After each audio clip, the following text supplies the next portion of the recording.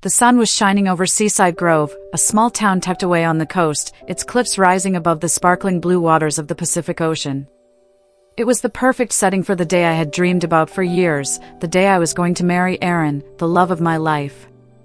We had been together for 6 years, and I had never been more certain of anything in my life. As I stood in front of the mirror in the small, private room behind the church, adjusting the delicate lace of my wedding dress, I couldn't help but smile at the reflection staring back at me. I looked like a dream come true. This was it, my perfect day. The air was filled with the sweet scent of roses, and the sound of soft, classical music played in the background, adding to the enchantment of the moment. I had spent months planning every detail. This was supposed to be the best day of my life. The church was small, intimate, and nestled on the cliffs, overlooking the beach. It was covered in white flowers, and the golden rays of the sun filtered through the tall windows, casting a warm glow over everything. My heart raced with excitement and nerves. I was about to marry Aaron. This was the culmination of everything we had built together. I turned to look at my best friend, Sarah, who was standing behind me, carefully adjusting the wrinkles of my dress. She gave me a knowing smile. "You look beautiful, Emily.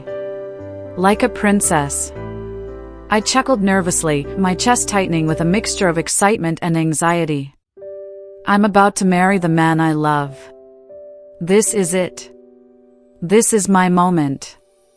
I took a deep breath, inhaling the sweet scent of the roses as I closed my eyes, trying to capture the feeling of this perfect moment. This was my happily ever after. Or so I thought. But as the seconds ticked by, a shift in the air suddenly caught my attention. The soft music faltered, and a commotion from the front of the church broke through the tranquility of the moment. My heart skipped a beat, and I felt my stomach tighten. Something wasn't right. Sarah, whose eyes had narrowed with concern, quickly turned toward the door. "Stay here," she whispered, her voice tight with tension. She rushed out, and I was left alone, standing in the middle of the room, the beautiful white dress now feeling strangely heavy against my body. Minutes passed, but it felt like hours. My heart was pounding in my chest as I strained to hear what was happening in the front of the church. What could it possibly be? Was everything okay? I was starting to feel the first hints of panic when Sarah burst through the door, her face pale and her expression unreadable. My breath caught in my throat. It's your mother-in-law," she said, her voice low and tight. "She's accusing you of something." Before I could ask what was going on, the door to the room slammed open. There, standing in the doorway, was Carol, Aaron's mother. She looked nothing like the woman I had imagined. Instead of the warm smile I had come to expect from her, her face was twisted with fury. Her eyes were blazing, and in her trembling hand, she clutched something tightly, a small, crumpled handkerchief, twisted so hard in her grasp it seemed like she could crush the world with it. "Emily," she hissed, her voice sharp enough to cut through the air. "You thief!" I froze. My breath caught in my chest, and my knees buckled beneath me. I didn't understand. What was happening? Thief? What was she talking about? My mind raced, trying to make sense of the words spilling from her lips. What are you talking about, Carol?" My voice shook, barely above a whisper, as I searched her eyes for any hint of what was going on. "You stole it," she spat, her voice high and frantic. "You stole my grandmother's diamond necklace. The Mallister family heirloom. I left it in the dressing room this morning, and now it's gone. You were the only one who went in there. So, where is it?" I felt my heart stop. The world around me seemed to freeze as I stared at her, my mind racing. A diamond necklace? I had never seen it, never even heard of it. My thoughts were spinning, but I couldn't get the words out. I had no idea what she was talking about. I didn't steal anything. But nothing I said seemed to matter. Her accusing gaze was locked on me, and I could feel the weight of the accusation like a physical blow. "I didn't take anything," I finally managed to say, the words shaking as they left my lips. I was on the verge of tears, but I refused to cry. I couldn't. Not in front of everyone. I looked to Sarah, who stood frozen in the doorway, her eyes wide with disbelief. She opened her mouth to say something but quickly closed it, unsure of how to even begin. "Don't lie!" Carol shrieked, her face contorted in rage. "You were the only one in there. I left it in the dressing room this morning, and now it's gone. You were the only one who had access to that room, Emily. What do you have to say for yourself?" I felt the blood rush to my face as panic set in. What is happening? This wasn't supposed to happen today. My wedding day, the one day that was supposed to be about love, about happiness, was now being hijacked by accusations of theft. And not just any theft, a family heirloom. A piece of Aaron's family history. Before I could even respond, the door at the back of the room opened again, and I turned to see Aaron standing there, his tall frame silhouetted against the light coming from the main church. His face was unreadable, his eyes scanning the scene before settling on me. His gaze shifted to his mother, then back to me. "Emily?" he asked, his voice low and cold. There was no warmth in it, only uncertainty. "Is this true? Did you steal the necklace?" I felt my heart break in that instant. Aaron, the man I had trusted more than anyone, was questioning me in front of everyone. How could he doubt me? My entire world felt like it was crumbling around me. The man I loved was looking at me as if I were capable of this betrayal. He couldn't be serious. My throat tightened as I tried to choke out the words. "Aaron, I swear to you, I didn't take it. I didn't even know about the necklace." My voice cracked, but I didn't care. Tears stung at the corners of my eyes, but I couldn't let them fall. Not here. Not now. But Aaron didn't say anything. He stood there, silent, his face a mask of disbelief. What was he thinking? Why wasn't he standing up for me? Carol didn't back down. Her voice rang out again, shrill and demanding. "If you have any decency, you'll return it. Otherwise, this wedding is over." The words hit me like a slap. The finality of it all, the pressure of the moment, was suffocating. I turned to Aaron, my eyes pleading, my heart breaking. "If you can't trust me now, if you can't believe me today, then maybe we shouldn't be getting married," I said, each word like a dagger in my chest. Without waiting for a response, I grabbed my father's arm and we turned to leave. I couldn't look back. Not at Aaron. Not at Carol. I couldn't bear to see the look on his face, the man who was supposed to be my partner, my love, the one person who should have believed in me above all else. As my wedding day turned into the worst day of my life, I walked away, alone, humiliated, heartbroken. And Aaron didn't even try to stop me. The seconds that followed felt like hours. The air around me grew thick with tension, and my mind couldn't quite process what was happening. The once serene atmosphere of my dream wedding had been replaced with an unbearable weight, pressing down on my chest, making it hard to breathe. Aaron stood there, his eyes locked on me.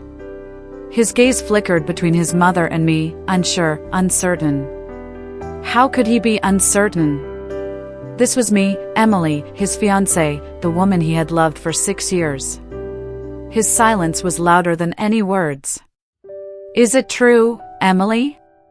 Aaron's voice was barely a whisper, but it cut through the stillness like a knife.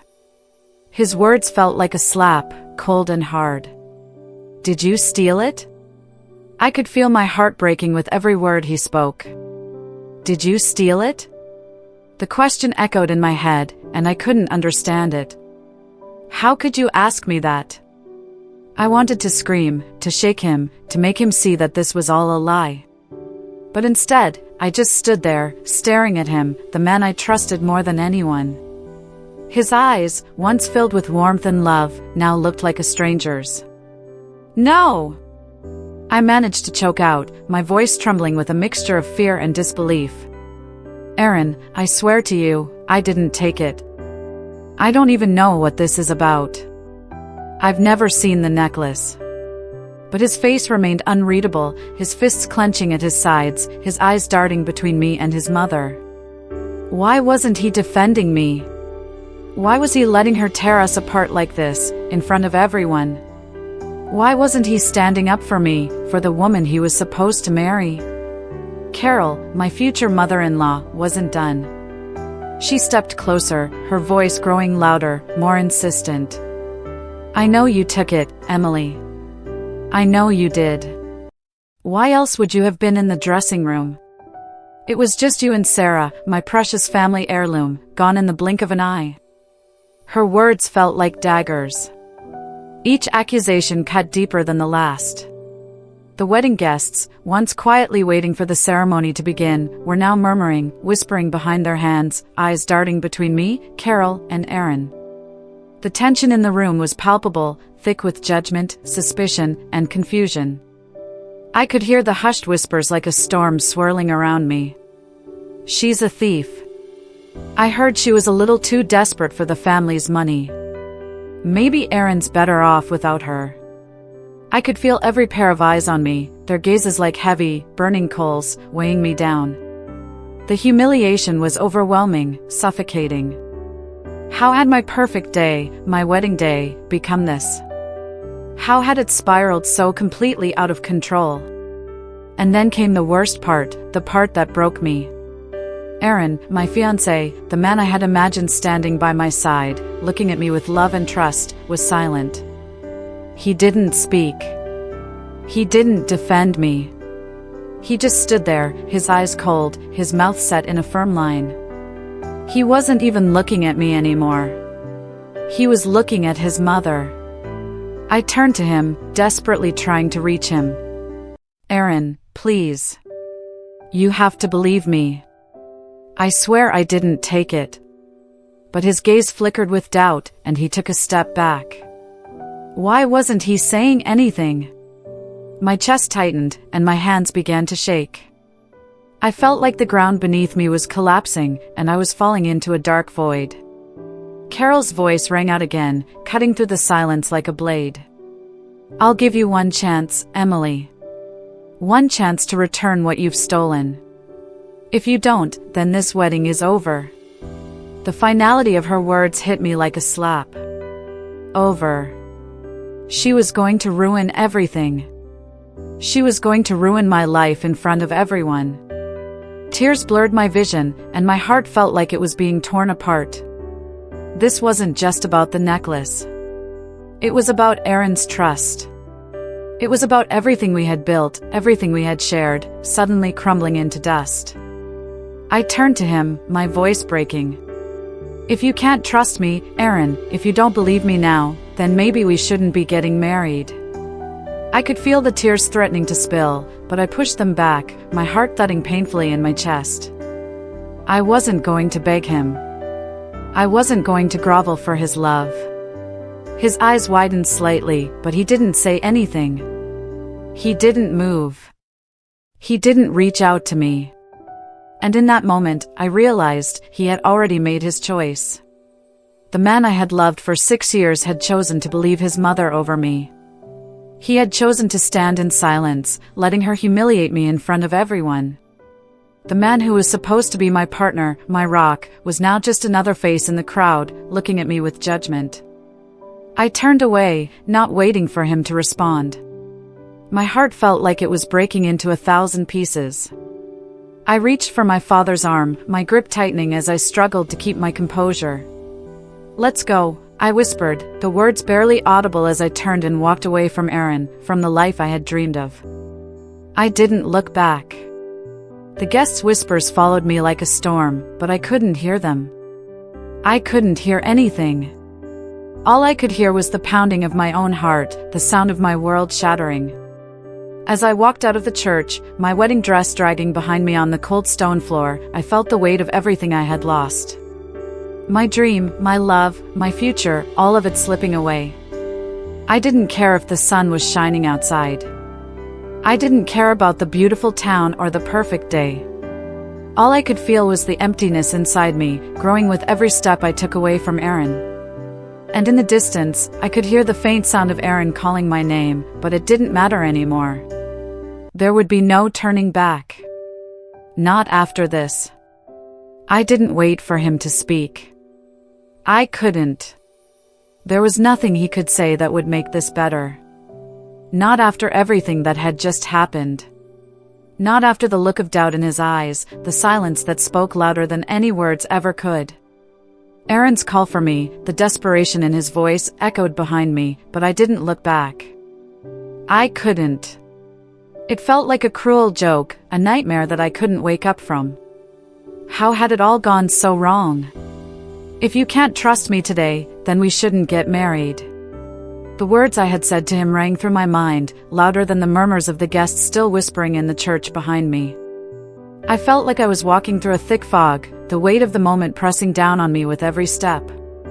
My wedding dress, the symbol of a life I had dreamed of, now felt suffocating, like it was dragging me down into an abyss. I kept my head forward, my eyes fixed ahead, but inside, I was crumbling.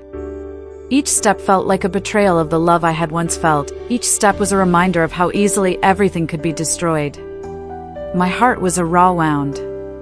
It had been cut open by Aaron's doubt, by Carol's accusations, and by the realization that I was standing alone, in the middle of the wreckage of my life. I could feel the tears burning behind my eyes, but I refused to let them fall, not here, not in front of everyone. My father's steady hand on my arm was the only thing grounding me. He didn't say anything, but his presence was the only comfort I had left. "Let's go, sweetheart," he said softly, his voice a steady anchor in the chaos of my thoughts. His words should have been comforting, but all I could hear was the sound of my own voice, hollow and broken, repeating over and over in my mind, "If you can't trust me, then we shouldn't get married." Was it really that simple? Was I really ready to walk away from everything? From Aaron? From the future we had built together, the promises we had made?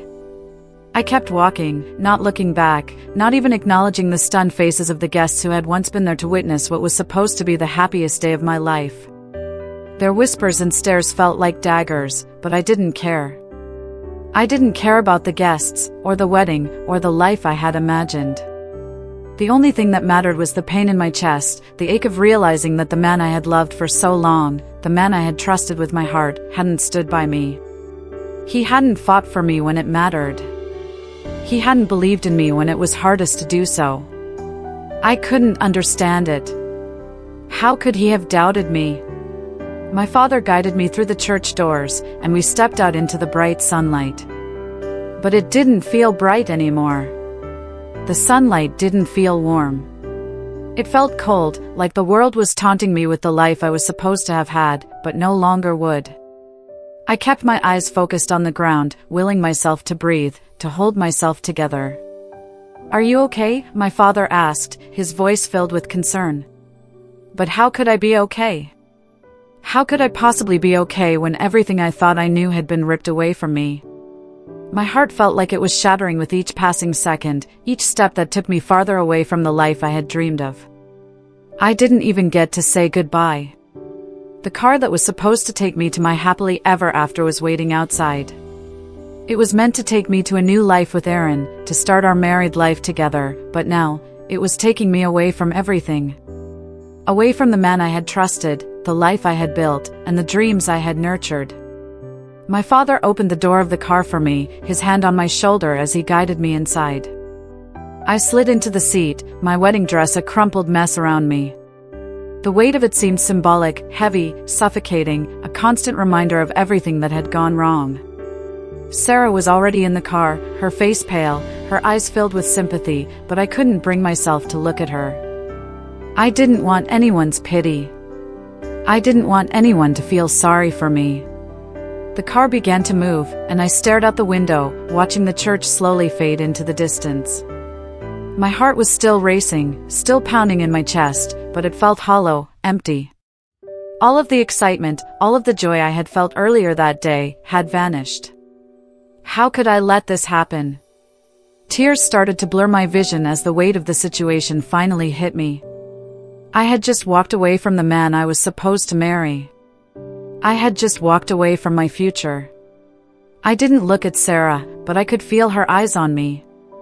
I could feel her worry, her attempts to offer me comfort, but it didn't matter. Nothing mattered. The life I had imagined was slipping through my fingers, and I couldn't do anything to stop it. I was broken. The car continued to drive through the streets, but I wasn't really there. My mind was still back in the church, still hearing the words Aaron hadn't said, still feeling the weight of his silence.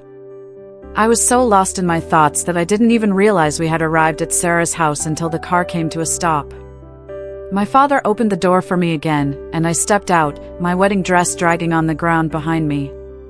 We walked into Sarah's house in silence, and I felt as though I was walking through a dream, no, a nightmare. I didn't belong here. I didn't belong anywhere. Once inside, I collapsed onto the couch, the weight of everything crushing me. I pulled the wedding dress around me, wrapping myself in it like a shroud. It felt like the only thing that was still mine, the only thing that hadn't been ripped away from me. Sarah sat next to me, but I didn't say anything. I couldn't. The words were trapped in my throat. I couldn't talk about how I felt. I couldn't talk about how betrayed I was. I couldn't even talk about Aaron. It felt like my whole world had collapsed around me, and I was left standing in the rubble, alone. I closed my eyes, trying to block out the pain, trying to block out the memories of the man I had loved, but they wouldn't go away. Every time I closed my eyes, all I saw was Aaron's face, his cold, distant eyes, his silence. How could he do this to me? I felt like I was losing everything. And in that moment, I realized I wasn't just losing Aaron. I was losing myself. And I didn't know how to get it back. The days that followed felt like an endless blur, each one slipping by, gray and heavy, like a fog I couldn't escape. I spent hours staring out the window of Sarah's house, my mind a whirlwind of unanswered questions. Every time I tried to think about the future, the reality of what had happened crushed me all over again. My wedding day, the day I had dreamed about for so long, was gone. Everything had been ripped from me in an instant. But somewhere in the silence, amidst the wreckage of my emotions, I found something I hadn't expected, a spark. A tiny, flickering flame that told me that I could rebuild. That I could rise again, even if it felt impossible. The days at Sarah's felt like a quiet suspension, a momentary pause in time that allowed me to catch my breath. Sarah was supportive, but I could see the worry in her eyes. She could only do so much. The rest was up to me. After a week of trying to piece myself together, I made a decision. I wasn't going to let this break me. I had lost Aaron, but I hadn't lost myself. It wasn't easy, but I knew that the only way forward was to leave everything behind, my old life, my old town, and the shattered pieces of my heart. I needed to start fresh, to find somewhere where I could breathe again, where I could find peace. I needed a place where I could heal. So, I packed up the few belongings I had left and bought a one-way ticket to a coastal village I had never been to before. I didn't know anyone there, didn't have a plan. I just knew that I needed to escape, to rebuild my life from scratch, away from the pain that lingered like a constant shadow. I arrived in a place called Whispering Shores, a small, peaceful village nestled by the sea. It was the kind of place I had always dreamed of, quiet, beautiful, and full of possibility.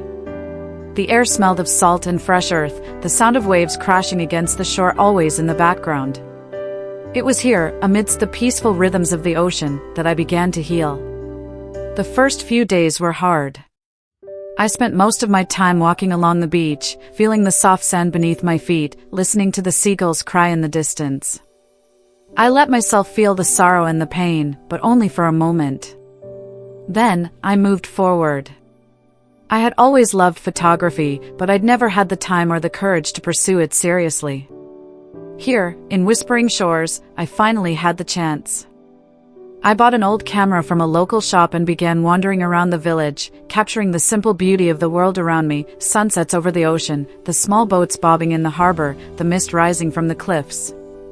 Each photo felt like a piece of my soul, pieced together in fragments of light and color. It was through photography that I started to rediscover myself. Each picture was a reminder that I was still here, still breathing, still capable of finding beauty in the world, even after everything that had happened. I began to spend more time in the local coffee shop, chatting with the friendly locals. They were kind, unhurried, and filled with stories of their own. I slowly began to make connections with people who didn't know my past, who saw me for who I was now, not for the person I had been.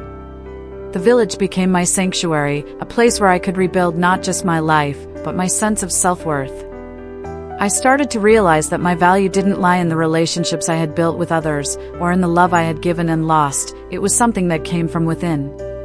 It wasn't easy, but with each day, I felt stronger. I began to embrace my independence, learning to rely on myself and my own strength to move forward. The pain, though still there, no longer controlled me.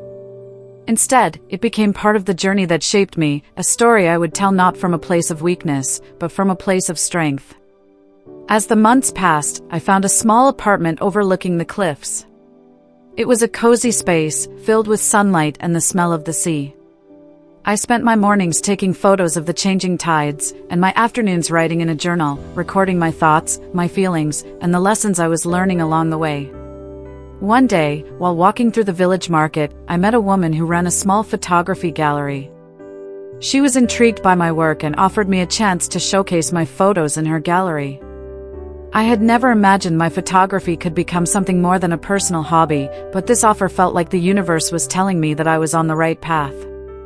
I agreed without hesitation, and that gallery opening marked a turning point in my new life. The gallery opening was small, intimate, but the response from the community was overwhelming. People admired my work, and I felt a sense of pride I hadn't felt in a long time. The feeling of being seen, being appreciated for something I created, was better than anything I had experienced before. It was validation, not from a relationship or from someone else's approval, but from myself. And as the evening wore on, surrounded by strangers who had become friends, I realized that I was finally free. Free from the past that had bound me in chains, free from the man who had doubted me, free from the shame and the hurt. It wasn't that I didn't miss the life I had dreamed of with Aaron. I still did, in small ways. But I had learned something far more important. The life I was building now, on my own terms, was worth every moment of struggle, every ounce of pain. As the stars began to fill the night sky over whispering shores, I stood on the beach, the sound of the waves filling the silence. I closed my eyes, letting the cool breeze wash over me, and for the first time in a long time, I felt at peace. This is who I am now. This is my story, my journey. And it's just beginning. The following morning, as the early sunlight filtered through the curtains of my small coastal apartment, the silence in the room felt deafening. It had been a sleepless night. I tossed and turned, my mind racing with memories of Aaron, his voice, his gaze, the moment he questioned me, the way he stayed silent as his mother tore me apart. I had let it all sink in. It wasn't just about the accusation. It wasn't about the necklace or the wedding. It was about the trust that had been broken. The trust one thought we had built together over 6 years. The trust that had shattered in the blink of an eye. I had spent the night crying, not over Aaron, but over the version of myself that had been lost in that moment. The woman who believed in love above all else, the woman who thought that a partnership could withstand anything, even betrayal. But the truth was clear now: trust, once lost, couldn't be restored with apologies.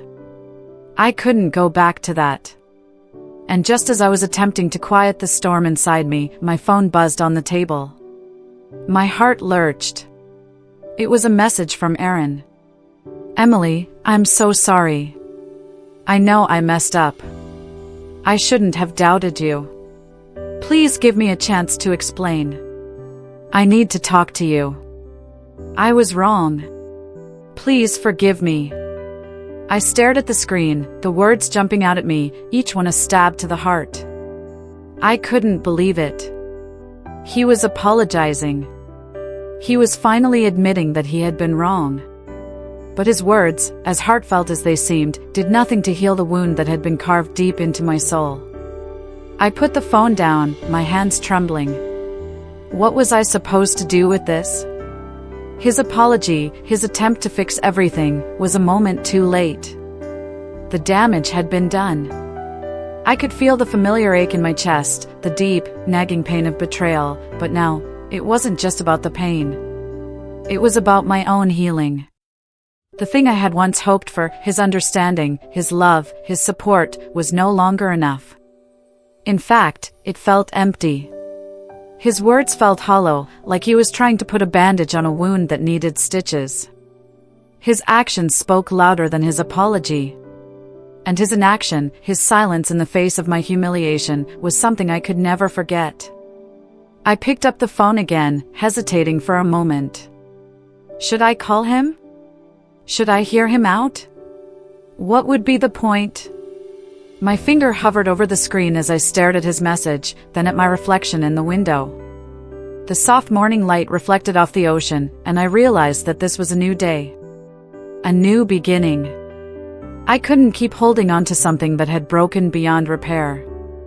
I had given everything I had to that relationship, every ounce of love, every moment of trust. And now, I had to let go. I tapped out a reply, my fingers moving steadily, purposefully, as if the very act of typing out these words was freeing me from the chains that had held me back. Aaron, I wish you had trusted me. I wish you had believed in me when I needed you most. But the truth is, the trust is gone. And I can't go back to a life where I am second-guessing everything, every word, every look. I need to move on. I need to heal, and I can't do that with you in my life. I took a deep breath, looking at the message before hitting send. There it was, my final decision. My declaration of independence. There would be no turning back. As the message disappeared into the digital ether, I sat there, feeling an odd sense of calm wash over me. The tears I had shed over the past days, the anger, the confusion, it all started to settle. This is it, Emily. You are moving forward. It wasn't easy, not by any means. But it was necessary. Aaron's apology, while it may have come from a place of regret, was ultimately about him, not about me. It was about him trying to fix his mistakes, trying to make himself feel better. It wasn't the apology I needed. The apology I needed was one that came with action, with understanding, with a true acknowledgement of the pain he had caused. And Aaron had never given me that. As the sun climbed higher in the sky, I stood up, feeling the weight in my chest lift, just a little bit. The room felt brighter, the air fresher. My phone buzzed again, another message from Aaron. I didn't need to open it. I knew what it would say. More apologies. More promises. But they didn't matter. I had already made my choice. I turned off the phone and walked to the window, looking out at the sea. The waves rolled in and out, rhythmic and constant, unbothered by the storm I had just weathered. I smiled, a small, bittersweet smile. It's time to rebuild. Time to move on.